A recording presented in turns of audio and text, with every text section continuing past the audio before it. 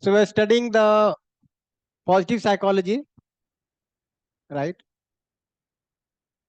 So we could see various counts on which we can compare the traditional Western psychology and the positive psychology.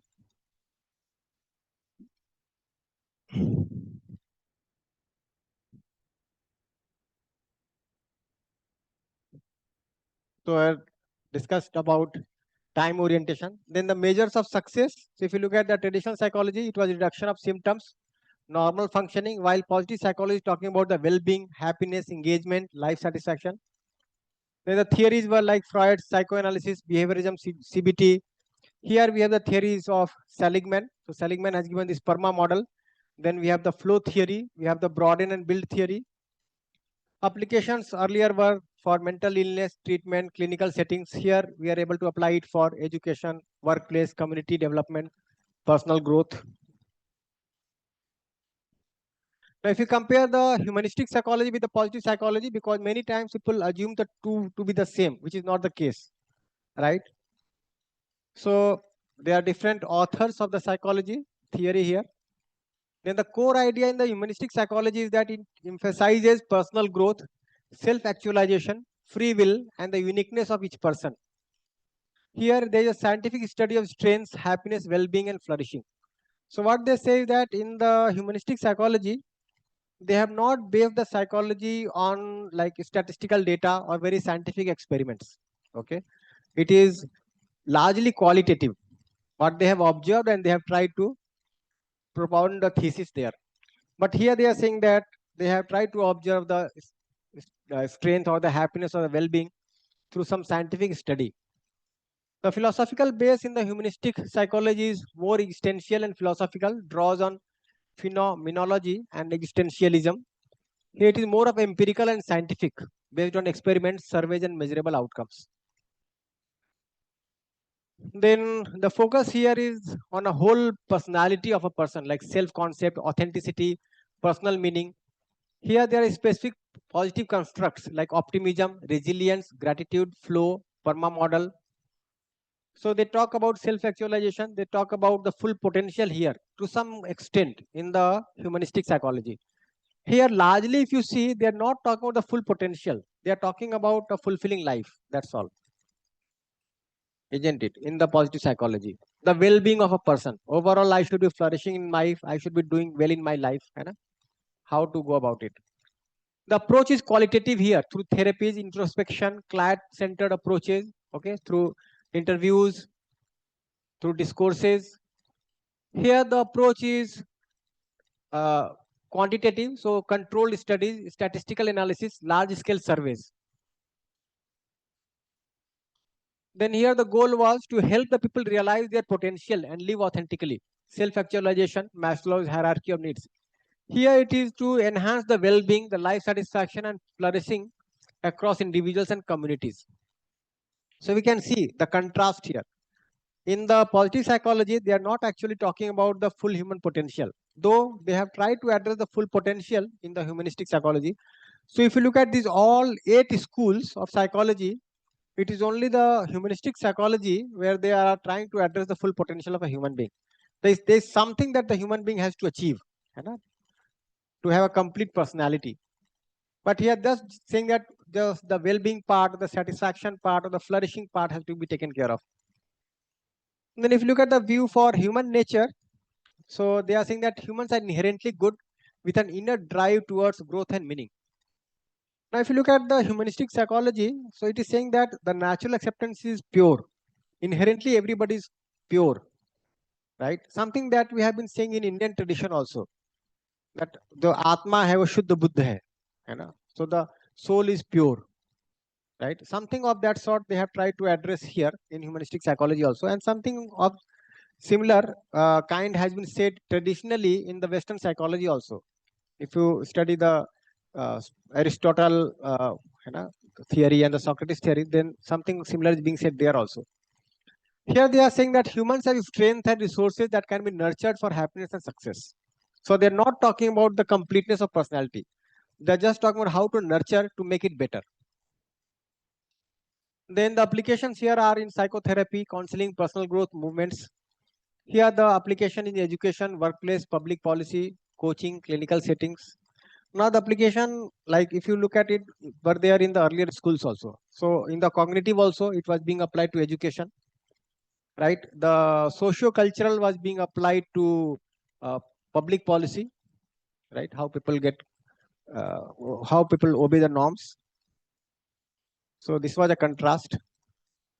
So in short, humanistic psychology is philosophical and therapeutic movement, every person's inherent worth and a drive towards growth.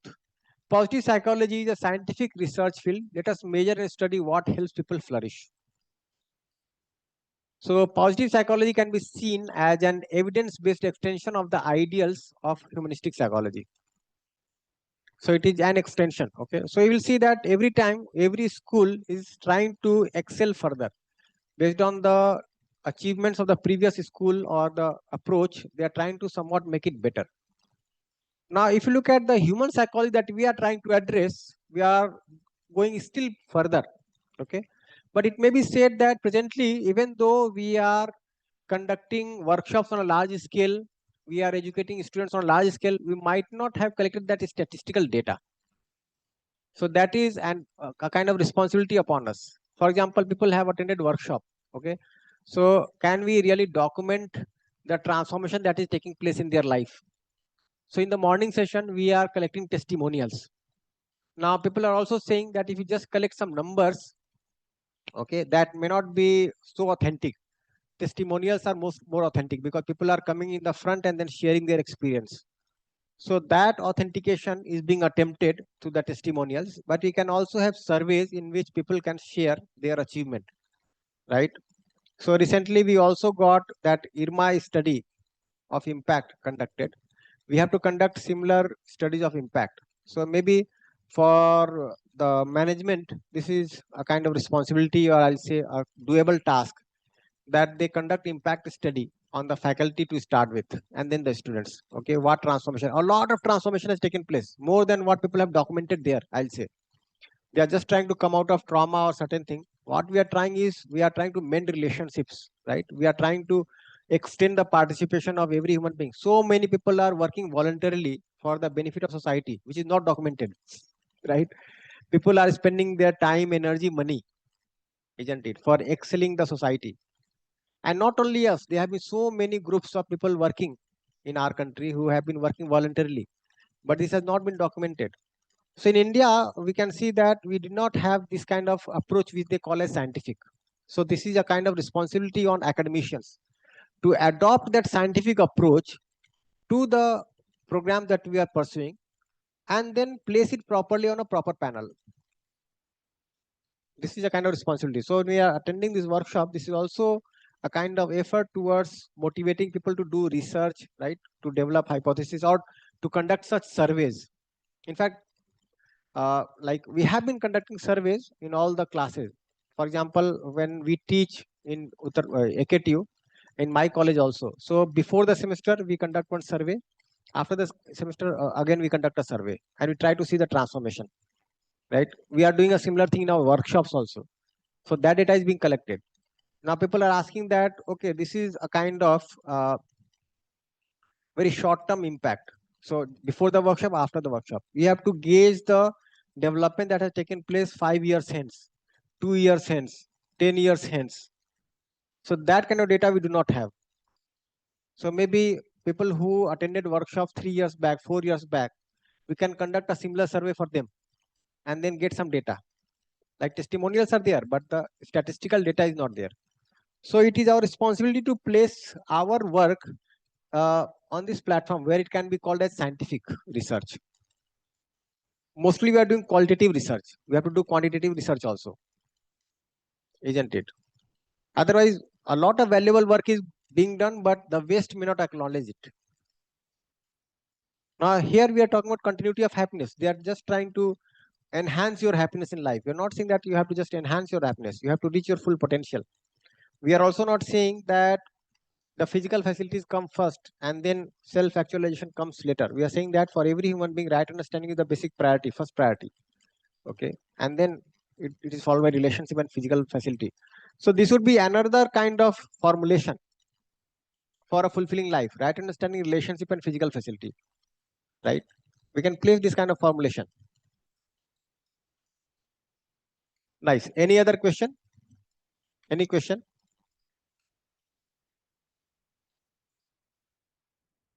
No question? Fine. Then I can proceed further.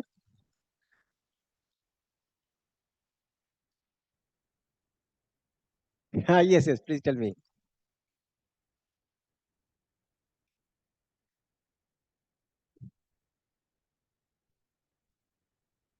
No, no, Bhaiya.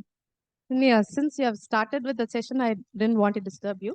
But my question is based on what Sentosa was telling. Like, ego is essential. So I wanted to know what UHV has to say about it. Okay, fine. So this word ego has been uh, explained in multiple ways. So one interpretation of ego is over evaluation. I evaluate my competence more than what it is. Okay, so this is termed as ego. So of course this is undesirable. We do not want to have it. The second interpretation that has been there in the Indian tradition, when they say man, buddhi, chit, ahankar. So they say that when the buddhi, the intellect, is illusioned, it is termed as ego. So anyway, till you reach the state of super bliss, you are there in the state of ego, because the intellect, the buddhi, has not able to ensure right understanding. So you are very much there in ego, right? Before you attain the realization. So it is there with you. This is another interpretation. The third thing is that, like as we studied about psychodynamic theory, right? Then the ego was there. Super ego, and id. So ego was the rationalization part. Super ego is either your deep conditioning, okay, for something good, or your natural acceptance. Id is your craving for happiness, right? And the ego is something that rationalizes, right? So this is something that we are doing at the level of thought. So this is the third interpretation of ego. Now, sometimes it is also said, for example, in the functionalism, that we develop certain traits for survival. So for example, if I'm not having the right understanding of respect, and I also do not have ego, then anybody can come and subdue me. Anybody can come and suppress me, exploit me, undermine me. So a better state would be to have ego so that I can defend myself. But still a better state is to have right understanding, where I can do right evaluation myself and the other also. So many a times when we are articulating in our life, we do not look at all these three possibilities. So for example, ego or no ego. If you choose between these two, then somebody may say that if you do not have ego, everybody will come and exploit you. But we have to use the third option also: ego, no ego, and right understanding. If right understanding is there, I am going to have a fulfilling life. If I do not have right understanding, right, then ego may save me better. Okay, save my family, my possession, my health better, my respect better. So you have to look at the third option also. For example, competition or no competition. So if you remove competition from education and you do not have program for excellence, the students will have still a poorer performance. So when you are removing the competition, you have to place the program for excellence. Similarly, if you are removing the ego, then you have to place the program for right understanding, the right evaluation. Then only this will be successful. So many times when we are making a selection, it is not this or that. We have to look into all the options and we have to choose the right option. So for example, somebody may say that somebody shouting at me, should I react or not? If I react, that is also not acceptable to me naturally. If I do not react and get depressed, that is also not naturally acceptable to me. The third option is to respond. If you do not give the third option, then you cannot choose among the two. Ego, like react or do not react. So you have to look at that particular third option also. Nice. So with that, I wanted to share one Harvard theory for happiness. So the background is that in 1938 at Harvard University, this study began, and it was the study was conducted for 724 men, and then later expanded to include their spouses and descendants for over 85 years, making it one of the longest running studies on human happiness and health.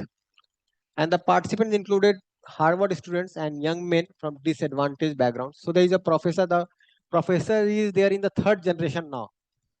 So in 724 men, they selected people in two categories. One were the haves and the other were have-nots. So they, in one lot, they selected people who were living by the roadside in the slum areas, okay, in very filthy areas and things like that. And in another lot, they had selected people who were very wealthy, you know, well to do people in the family, in the society. And then they studied. They studied them for all these years, 85 years. So it is said that one of the persons from the well-to-do families also became the president of US. They have not disclosed his name. Okay. Some were very successful in business. Some even committed suicide. Some became criminals. Right. In the have-nots also this happened. Some excelled in their life. Some became criminals. Right. Some committed suicide. All those things were there.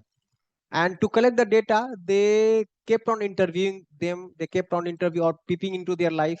They kept on interviewing their families, and they try to do it very consistently, very rigorously. And they say that there are thousands of pages of records which have been collected now. So what they concluded out of the study is that the key findings are here. Relationships are the strongest predictor of happiness and health. So they said that, like, they were trying to find out who are happy, what makes people happy. So the first factor that they found was that it is the relationship that matters more. It's not the wealth, right? It's not the name and fame in society. What keeps you happy is relationship. So close, warm relationships with family, friends, and community keep people happier and healthier. Loneliness and social isolation are as harmful to health as smoking or alcoholism. The second conclusion was that quality of relationship matters more than quantity. So it doesn't matter how many people are there on Facebook, how many social connections you have. It is the quality with how many people you can share your feeling, your concern, right? Whatever is going inside you. So that quality of relationship, the transparency that you can sustain, the commitment that you can enjoy in that relationship, that matters more, not the number of people. This is the quality of relationship. Thirdly, they said that good relationship protect both body and brain. So they said that if your relationships are good, then your memory lasts longer. The health of the brain is better. For example, if you are always struggling in our relationships, no, it has a very bad impact on our health, on our memory, on our brain also. Very soon we lose our memory, right? But if the relationships are fulfilling, then it has a very good impact on our health, our mental health also. Then wealth and fame do not guarantee happiness.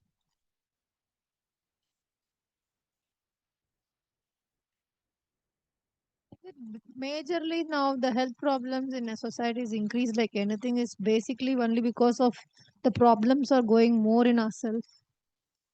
Yes. Is that so? Yeah, yeah. So, okay, I'll come to that part also. I'll discuss that also. So wealth and fame do not guarantee happiness. Success and material achievements don't necessarily lead to well-being.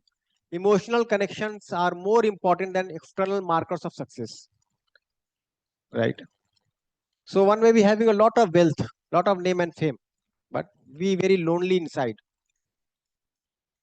isn't it? So this has been also shown many times in movies also. You see, there is a movie called Page 3. If you look at it, how people are living, in the uh, like this on-screen life and the off-screen life is completely different. So you may be having a lot of wealth, maybe having a lot of name and fame, recognition, right? When you are a movie star, when you are going out, so many people are coming to have autographs with you, but you cannot be confident of anybody. This could be the case. Then conflict is harmful, but relations with security are protective. So they are saying that, like, it could be the case that in your family, maybe you have like difference of opinion. Okay, maybe you are arguing with your spouse, multiple times, but still, if that affection is there, that bond of relationship is there, that affection is there, then you will be happy. But even if you're not having that argument with the wife or the husband, right, and the affection is also not there, it will be more harmful, right? If you do not have that commitment or that trust in the mutual relationship, that harms you more. So living amidst constant conflicting is damaging, while secure, trusting relationships provide resilience against stress. Yes. Any question here? Yeah. Take a mic.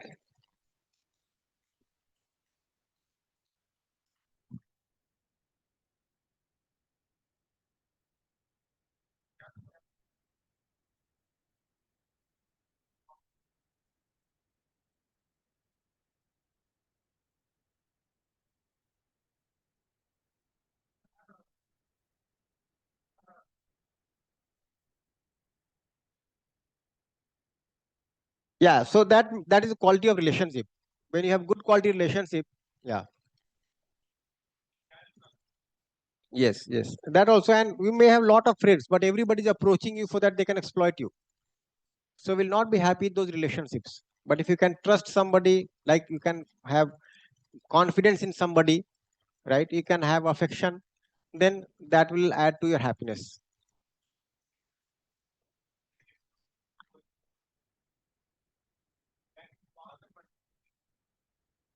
Call you can, huh?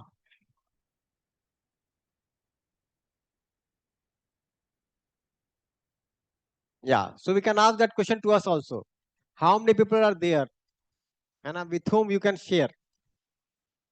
You can call them in any adverse situation. Are there people?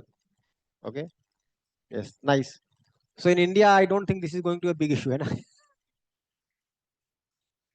We can always call people, right? Sir, but courts are running on arguments only. So there Pardon? is a court. Yeah. Court. Yeah. Courts, no, there also, if you see, they There are are, conflicts between both the parties. That is why arguments are happening there. One party's argument wins against the conflict of other party's argument. yeah. So the issue goes to the court when the affection is lacking. For example, in the family, you can argue, but if there is affection, you settle also, right? It's better not to argue. That is fine. But if the feeling is gone, the commitment is not there, or the dependability is not there in your relationship, then it's very taxing. So generally it is said no that living in a very toxic relationship can be worse than isolation, right? So I'll say over and above this, there is a point here which I'll say there is a catch here. Now this may suggest that my happiness is dependent on somebody outside. If my relationship is fulfilling with my family or my friends, then only I'm going to be happy, otherwise not. It means the source of happiness again goes outside.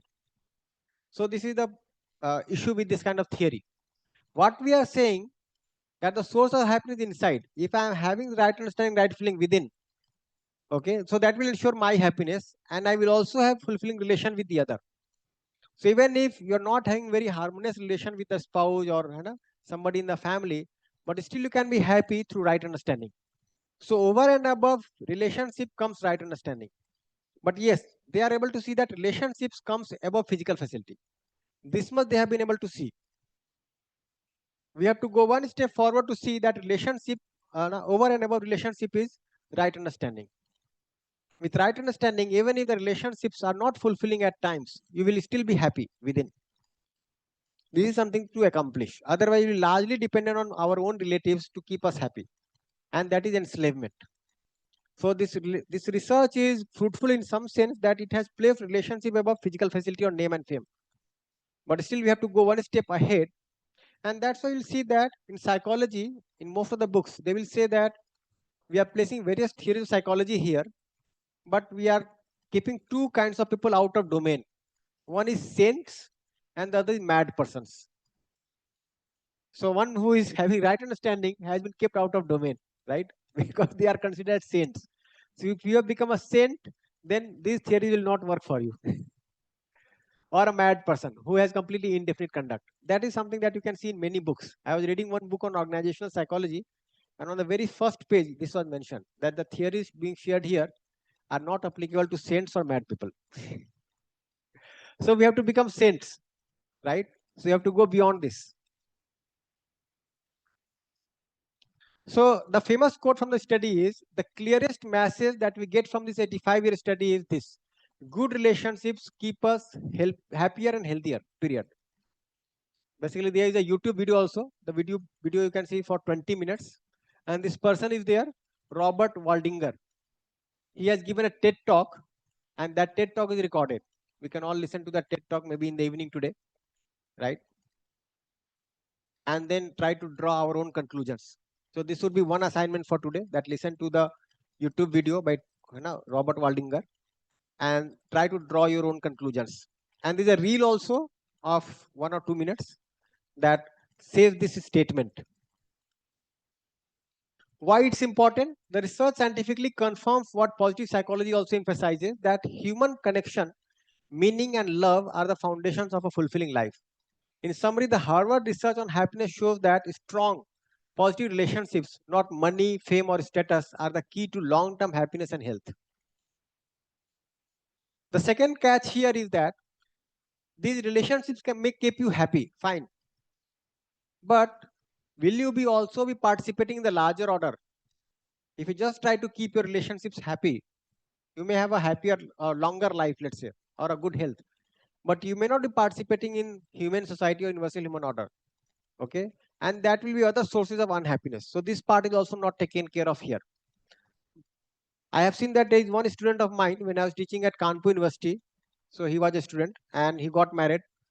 And for the past 22, 23 years, I can see that every 2 months, he and his wife are posting pictures on Facebook, taking wine together, roaming here and there, enjoying together. But he has not been able to contribute anything to society. So one may assume that they are having a fulfilling life. But is that the case? If I am having wine together with my spouse, if I am having all these things which are meant for sensual pleasure with my wife or my husband, but I'm not contributing to the rest of society, right? Will that also ensure a fulfilling life for me or not? So all these we have to keep open. So what we are saying here is that within me, I have to attain the state of attain the state of realization, and in my participation, I have to go up to universal human order, and that will sustain your happiness in the longer run. So maybe your family members may not be happy with you attending a workshop on a weekend. That is fine, but it could be a very temporary unhappiness. With the right understanding that you develop, they can depend more on you, in the time to come, because you are more dependable. You can see the limitedness of the need for physical facility. Okay, you can rightly utilize the physical facilities at home. You will not pressurize your spouse to earn more and more, right? So all those things will count in the long run. So in the short run, the family members may become unhappy, but in the long run, your commitment in relationship, your dependability in every relationship, the way you respect everyone, you accept everyone, as similar to you, the way you are grateful to all those who have contributed to your life, that will sustain happiness in the family.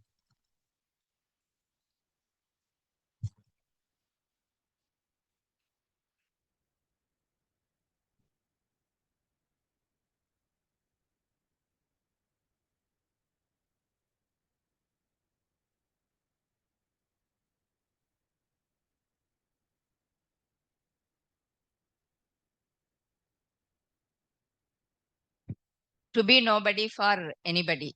What is UH's perspective about this? Yeah, so that's what I'm saying. That with the feeling of love comes the feeling of compassion. So love is to see the relationship with all. Compassion is to see the relationship, the responsibility towards all. So I'm responsible towards everyone's happiness. So it's not that I just have to be happy with my spouse or my children. No, I have to invest all my wealth to keep them happy, right? By merrymaking or by enjoying uh, happiness through sensation. No, that is not the case. So we are talking about happiness in continuity. G. Fine. Any question?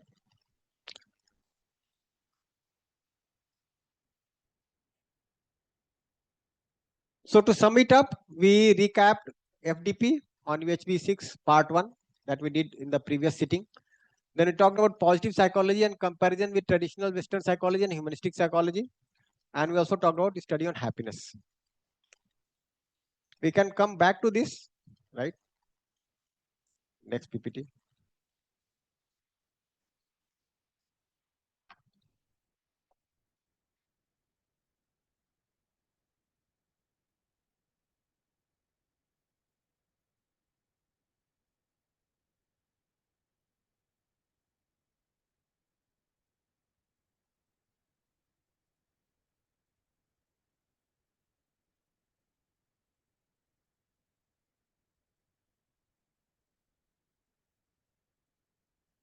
Yeah, we have to share from here.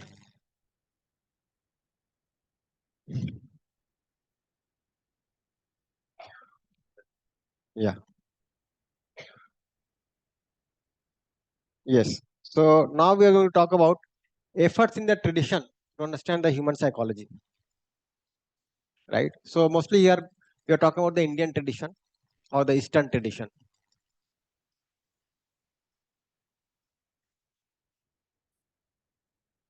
But that was there. It is not shared via. Shared? Okay, okay, fine. So we'll study this now. So if you look at the Indian philosophical systems, so human beings have been trying to find the answer since time immemorial. We can also have questions like what are the sources of or means of our knowledge and how can we validate our knowledge. Basically, these questions and answer to these questions are the subject matter of the study, which is called darshan or philosophy in English.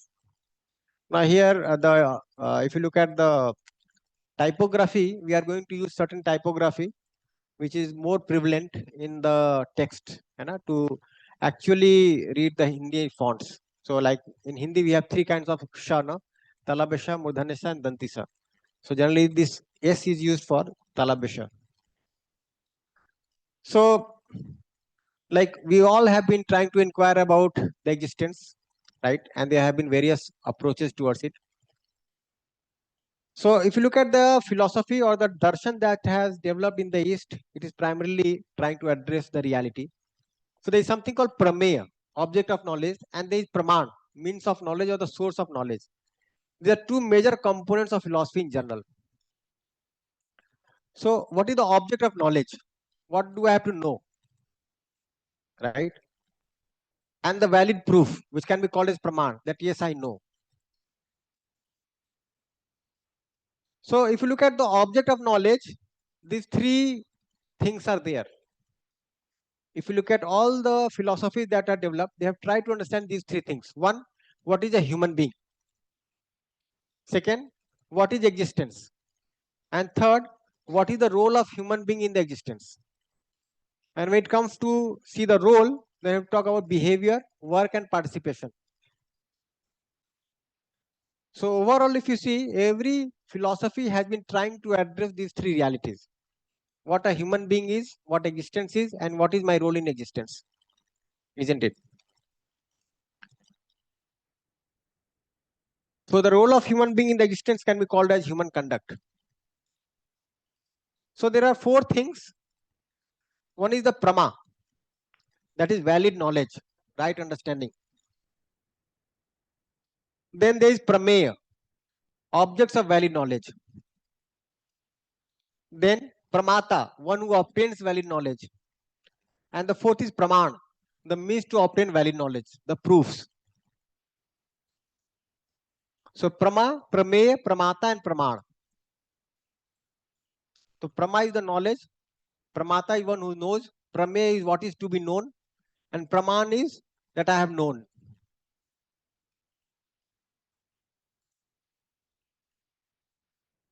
Fine.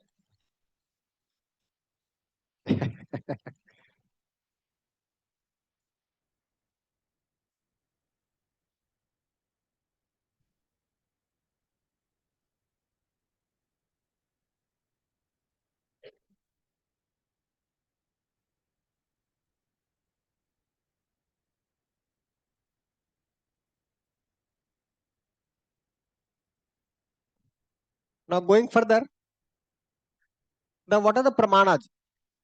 Okay, so there are 6 pramans or the proofs or valid knowledge. So one is pratyaksh, direct perception or observation.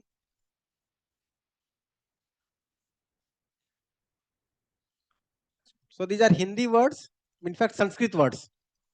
We can have equivalent words in English. So pratyaksh is direct perception or observation.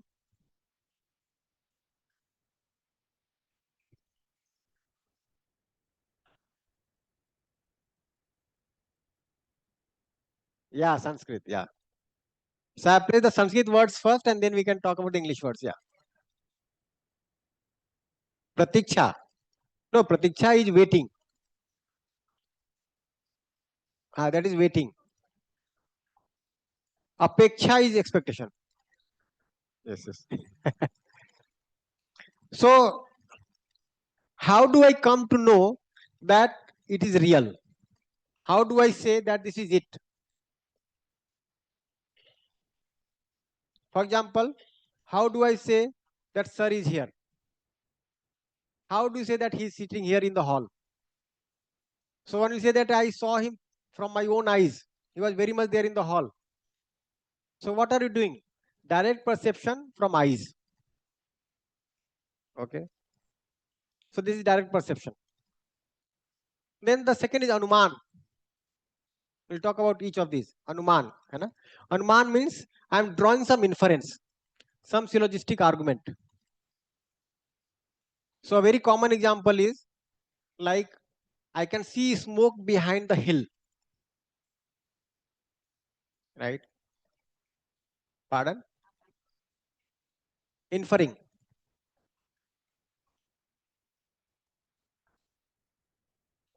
What? No, not doubtfulness. Inferring. I am drawing inference.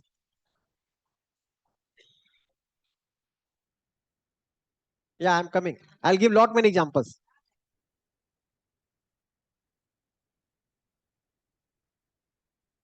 I have only read the word. Let me explain.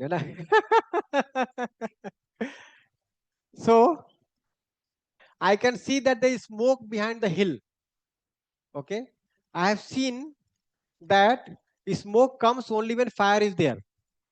So I infer that there is fire behind the hill. Okay. Now, maybe if there is some siren at 5 o'clock, when the college goes off, so you're sitting in this room, you hear that siren, and then you infer that the college time is over. So you get some sound from the ears, right? You are aware that the siren is run only when the college goes off, right? And then you conclude that the time is over, today's work is over. So what you did, you concluded that today's work assignment is over because I can hear the siren now. So similar things. So we keep on inferring so many things. The third is upman, analogy. So for example, somebody asks you that, somebody tells you that a new building for hostel is being built in the other side of the this university, other corner of the university. So somebody says that, how is it? So it is just like the library, a similar architecture. Like you have seen library, no? The new building is coming up just like library. So you are making that analogy. So to explain something, we can use that analogy.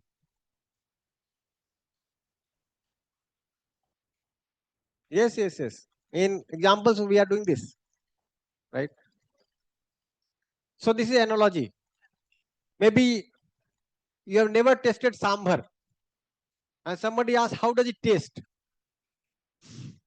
Then one may say, you have eaten rasam, no? Something similar. Yes. So you are giving analogy. Or somebody may say that, and I have seen that person. He looks just like Shah Rukh Khan. Analogy. The fourth is Shabd, verbal testimony. Okay. So we accept the words by certain people or certain text. If something is written in some spiritual text, I say that this is true. Okay. Otherwise, why should it be written? Right? If your father said something, you accepted it as true. So your father said that in your early childhood, you met an accident and you got a scar on the knee. You do not remember, but since your father said, you accept. Take this is shabd, verbal testimony. Then anuplabdhi, non-perception. So Mr. XYZ is not sitting here. I cannot see Mr. XYZ here. It means he's not here. So anuplabdhi means non-perception. If I do not see Mr. XYZ, it means he's not here. Are you getting this? So if I do not see something, it means it is not existing. So if you look at the pratyaksh, I see him and say that he's there. Non-perception means I do not see him, so I can say that he's not there. Now I'll come to the intricacies of that. So for example, you cannot see the cell with your eyes. So can you conclude that it doesn't exist? You cannot see the cell with your eyes. So can you say that it doesn't exist? No. So there has been limitation. So that's why some darshans have accepted it, some darshans not accepted it. Then the fourth one is arthpati, implication. So I say that I never sleep at night, but still I am healthy. So you can conclude that this person must be sleeping during the day. Yeah. So one may say that I never eat during the day, but I'm healthy. It means I'm eating at night. Fine. I never try to do any assignment after 6 p.m. It means I complete all my assignment before 6 p.m. So that is implication. So Pratyaksh, if you see, the knowledge gained through direct experience. So there are two types here, external and internal. External means through the five senses, sight, hearing, touch, taste, and smell. Now this is something which we very much accept.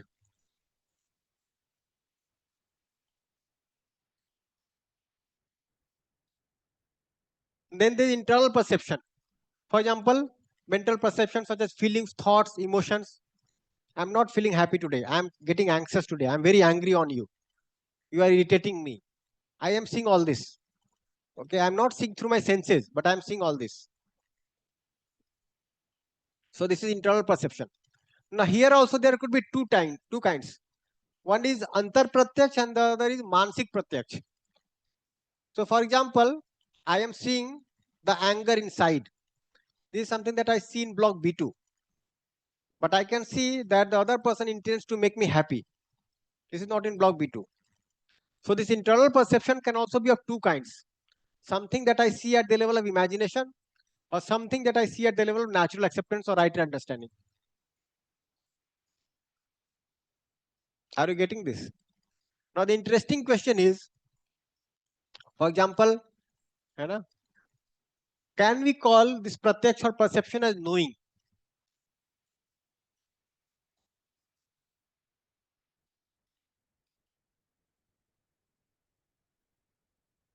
No, it is much deeper. So for example, you know who your mother is or father is, right? Can this be termed as knowing? So what is this? Is it assuming?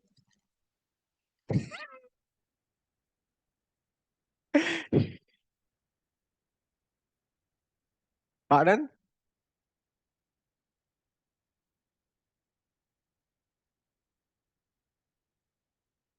For I, it is not a father. So we have these four words: knowing, assuming, recognizing, and fulfilling. Ah. He's my mother. She's my mother. Recognizing and as per the role. Yeah. Is it knowing or assuming or recognizing or fulfilling? Yeah. So confused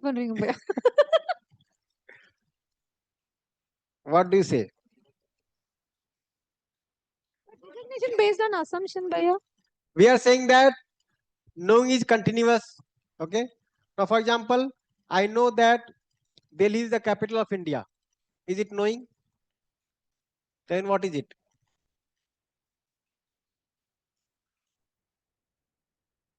Yeah, so facts. So are facts content of knowing or assuming?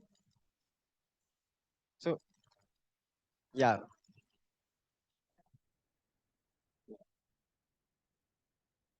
yeah. So are you assuming this?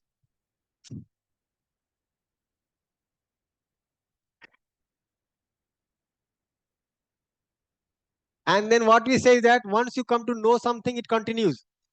So will you always know it forever? Will this continue? So even after you do not have the body, will it continue? Is it a part of a right understanding? Yeah. Now in UHV 3, we are saying no that there are 5 dimensions of any entity: form, property, natural characteristic, innateness, and submergence. And we said that this natural characteristic, innateness, and submergence is the content of knowing. Form and property are changing from time to time. For example, you know that. So if you look at it, the correct word would be recognizing what we are saying. I recognize this person as my father, this person as my mother, this person as friend. Okay. So I recognize the relationship with the person. Knowing would mean what a human being is, whether he is my father or mother or a friend. So every human being is coexistence of self and body. This is content of knowing. The acceptance that I get out of it is assuming. But he's my father or mother or friend is recognizing and then fulfilling.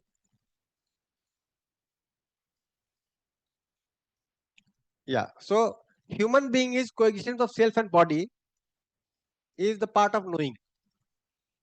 The acceptance that I get about human being based on this knowing is assuming. Okay. And recognizing like he's my father or mother or friend, this is recognizing. So one self coexisting with one body and is there as my father, another is my mother, another is my friend. This is recognizing. It is recognizing the relationship with the coexistence of self and body.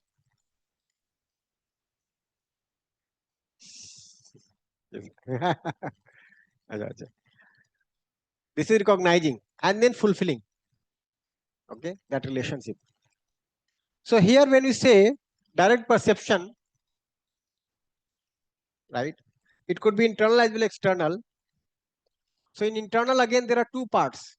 One is the part of knowing and the other part is recognizing or assuming.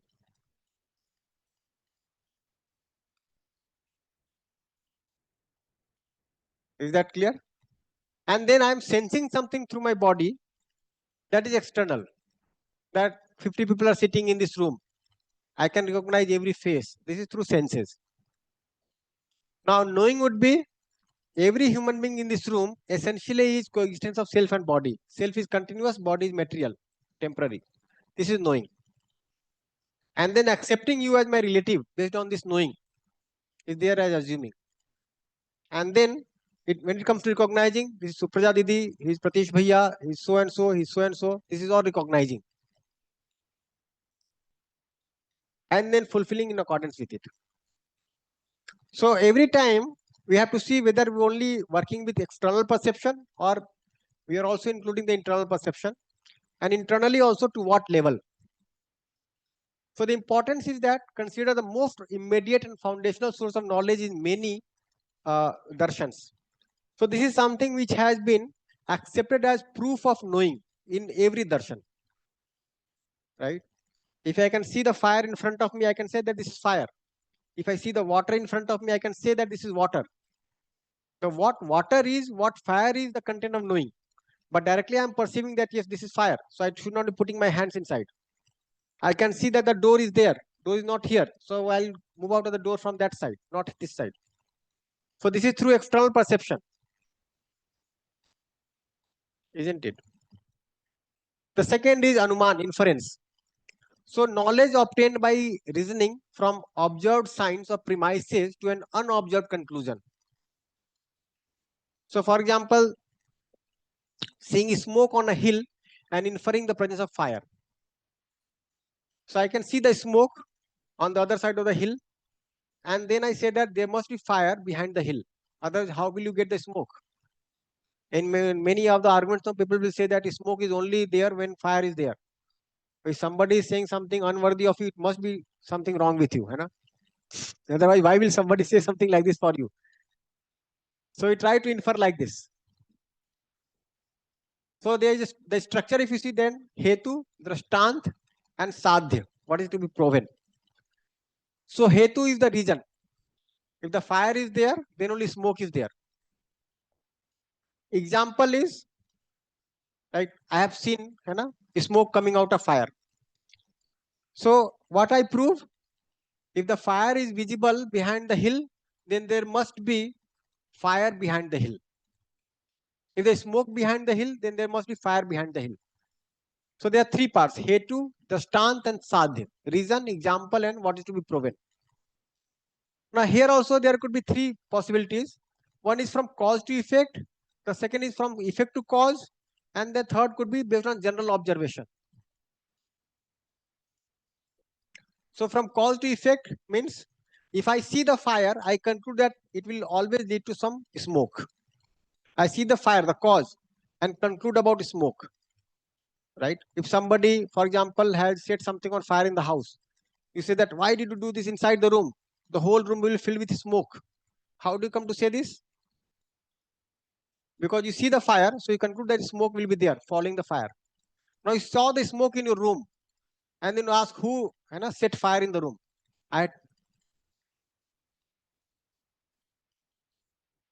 Yeah, but how you are inferring there, no? You are inferring.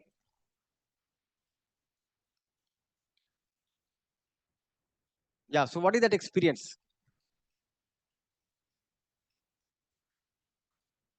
Yeah. So what you are essentially doing, you are inferring. So for example, inferring. Yeah.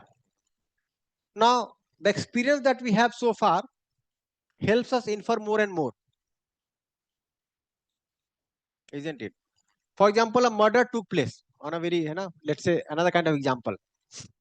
A murder took place. When the murder was being committed, nobody was there to observe.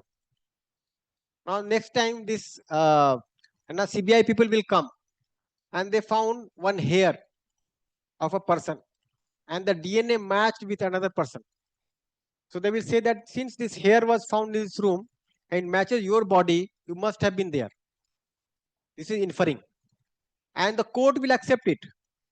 In the court, if you go with this logic that this hair was found in that room and over the table where this person was murdered, and the DNA matches with this person, so he must be the person who was there in that room.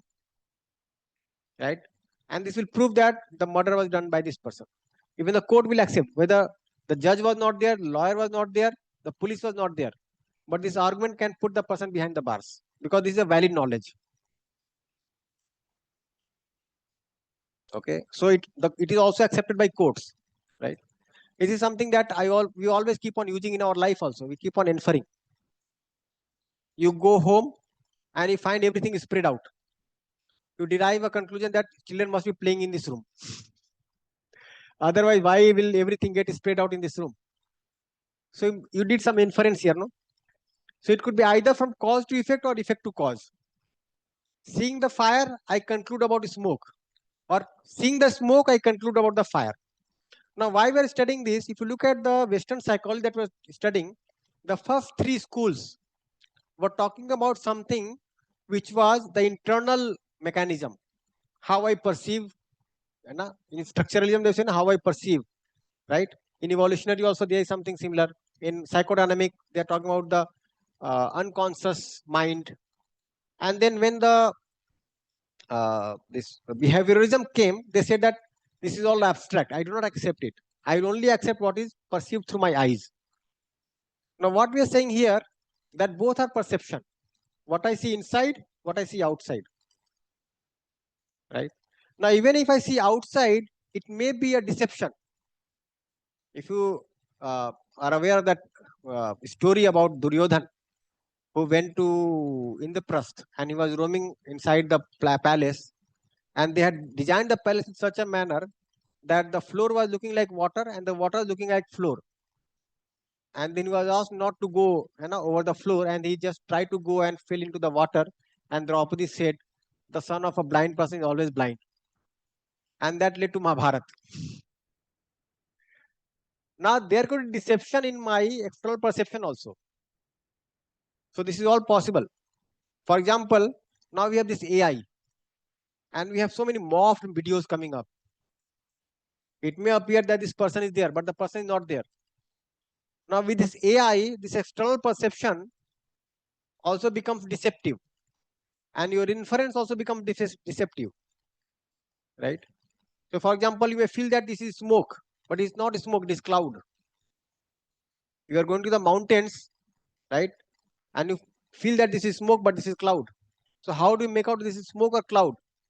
So you'll try to go there and sense it through your eyes or through your hands, and then we'll infer that yes, this is smoke, this is not cloud, or this is cloud, this is not smoke, whatever. Pardon? Yeah.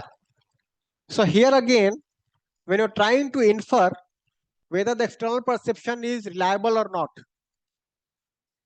even in direct perception, whether external perception is reliable or not. So maybe tears are coming from somebody's eyes. What do you conclude from this? Person is happy or unhappy?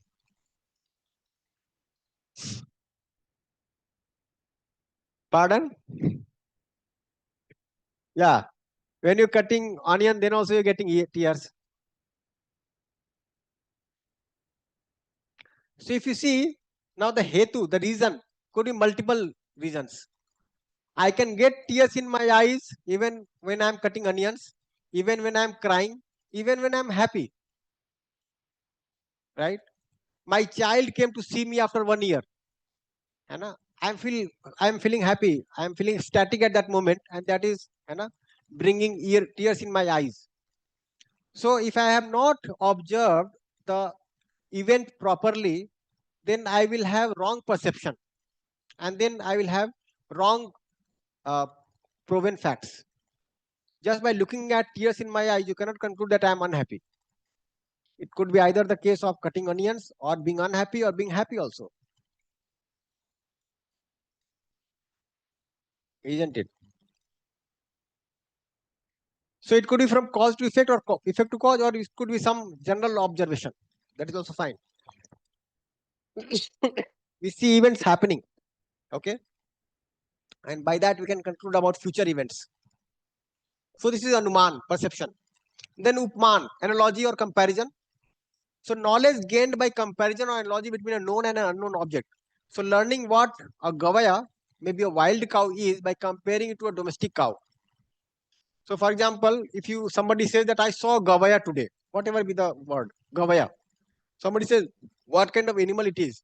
Oh, it is just like the cow, only that the height is small. Okay. So you went to a zoo, right? And you are explaining how animals look to your child.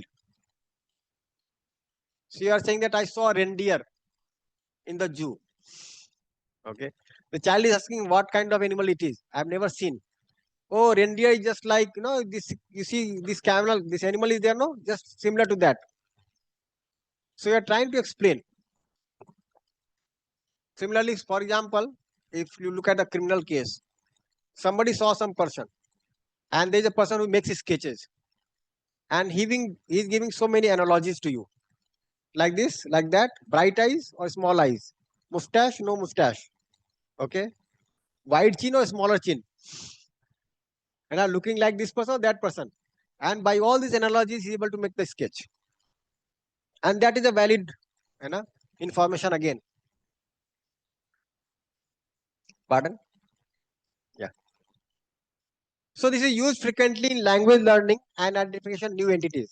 Now, for example, if you have to teach vocabulary to a child, and A stands for apple, right? So how do you explain what an apple is? How do you explain what a cat is? The child may has never seen a lion. You have just shown some sketch of lion, okay? But you can still explain what a lion looks like, how furious it is. Then verbal testimony, shabd. So knowledge derived from reliable verbal or scriptural testimony. So there are two kinds of shabd: ordinary human testimony or scriptural testimony. So ordinary human testimony could be from trustworthy individuals. Your parents told you something, or a very worthy person in your life, some guru, some spiritual guru, some friend, okay, your spouse told you something, and that you accept that this must be true. Since this person is saying this, so it is true. Since this is written in Bhagavad Gita, so this is true. Since this is written in particular text, this is true. So this is scriptural testimony. So whether I accept on the basis of some trustworthy individual or some scriptural text. So this is highly emphasized in Mimamsa or Vedanta systems. Then there is Arthpatti, postulation or presumption. So knowledge obtained by presuming an unseen cause to explain an observed phenomenon that cannot otherwise be explained. A person is seen fasting during the day but gained weight. The presumption is that they must be eating at night. So when the inference fails, used when inference fails, but the mind insists on a plausible explanation. Okay. So for example, it is said no, like a person committed suicide, right? And there is no clue to what, any clue for somebody entering into the house, right? So whether it is murder or suicide, how to decide? Then somebody saw water splashing on the floor. So one conclude that it must have, the person must have gone over some ice cube, and then the ice cube melted and this person died, something like that. So we can also derive such inferences. So it is a postulation. So a person is seen fasting during the day but gaining weight. Person is saying that I never sleep at night, it means I am sleeping during the day. Okay. Then anuplabdhi or non-cognition, non-perception. Knowledge derived from the absence or non-existence of something. So not existing a jar, not seeing a jar on the table leads to knowledge that there is no jar on the table. So I am not able to see a jar on the table, it means there is no jar. I can very much see. I did not see that person in the hall, it means he was absent today. The person may claim that I was there. How do you say that I am not there? I did not see you in the classroom, it means you are not there. As simple as this. So this has to be accepted. If I do not see with my eyes, this person was not there. Now, I cannot see the self with my eyes, but I can see the body with my eyes. And if the body is not there, it means the self was also not there. Because the self and body are coexisting together. So there is something implicit, but I am using that kind of proof of knowing within me. Yes.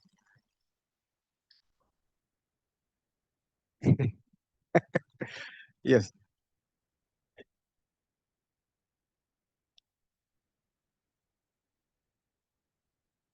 Yeah, then we have to understand the coexistence of self and body. Is it the self that is leaving the body and going out, or your imagination is going out? Yeah. So imagination only.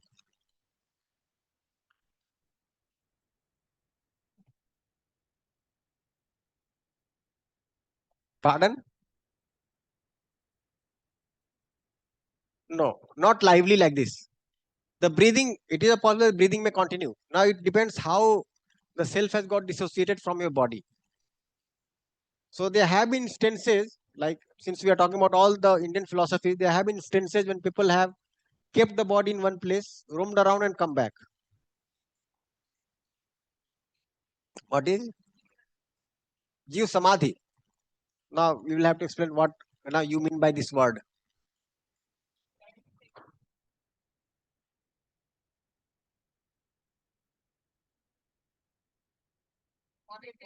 We should conclude? Yeah, fine.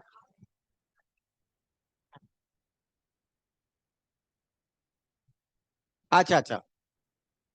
Leaving the body while sitting. Yes, yes. Yeah, this is even possible now, but 3 minutes are required. You keep sitting and the body is gone.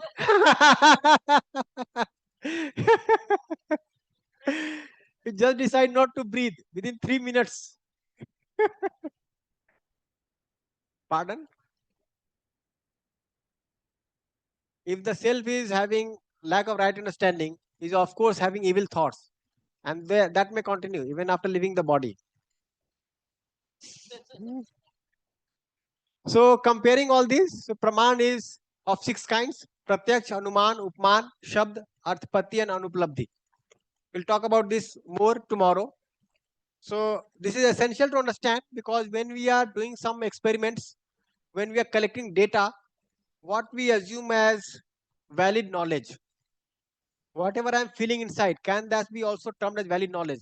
If you look at the humanistic psychology, they are resting upon that, right? If you look at the previous 3 schools of psychology, they are resting upon that.